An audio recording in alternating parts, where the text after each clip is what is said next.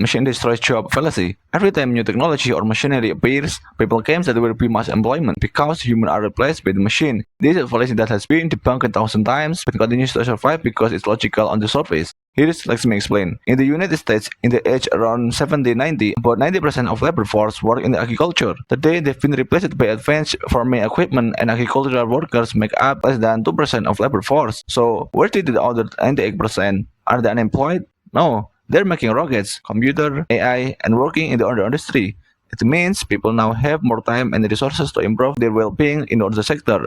Ironically, poor countries often experience the opposite situation. We tend to think that full employment is a good thing. However, in the poor or developing countries, full employment looks very different from what we imagine. Almost everyone works, but not in a productive or prosperous sense. Children, elderly, and even the sick often work out of necessity, not opportunity. This fallacy exists because many people misunderstand the core issue of economics. The fundamental problem of economics is not to create a job, but to manage scarcity.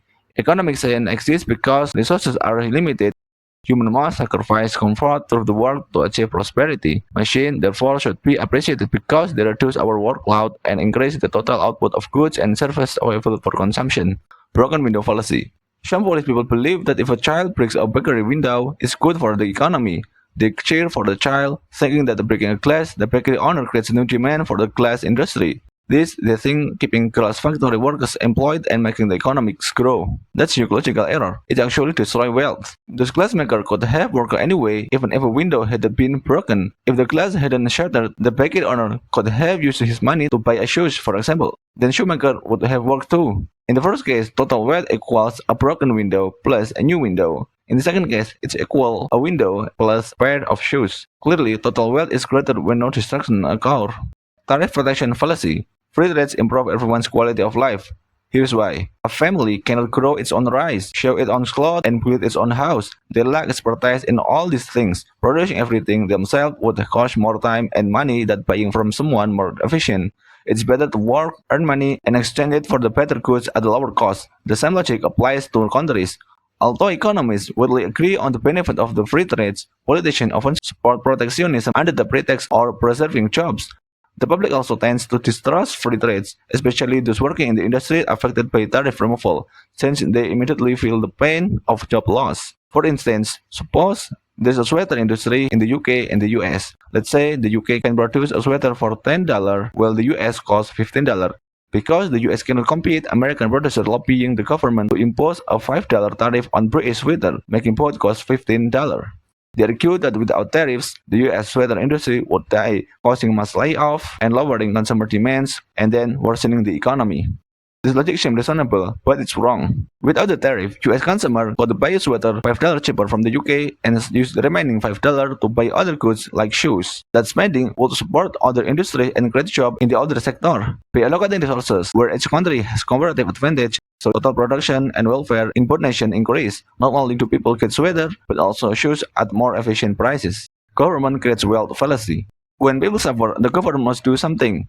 Many people believe that the government should provide jobs, education, food, safety, and welfare, assuming it has unlimited resources to do so. But that's wrong. The government does not create wealth at all, but merely redistributed it. But doesn't the government build public works? No. Actually, it doesn't so using resources taken from the private sector through taxes. When the government collects taxes, it removes opportunities for private companies to expand or innovate. Thus, the government does not create new resources, it simply redirects existing ones. War creates prosperity fallacy. Many people believe war improves the economy because it creates jobs, stimulates the arms industry, and drives economic activity. But that's illusion. This is a large-scale version of the broken window fallacy. This belief is common among Keynesian economists who argue that World War II helped the US economy recover from the Great Depression through massive government spending.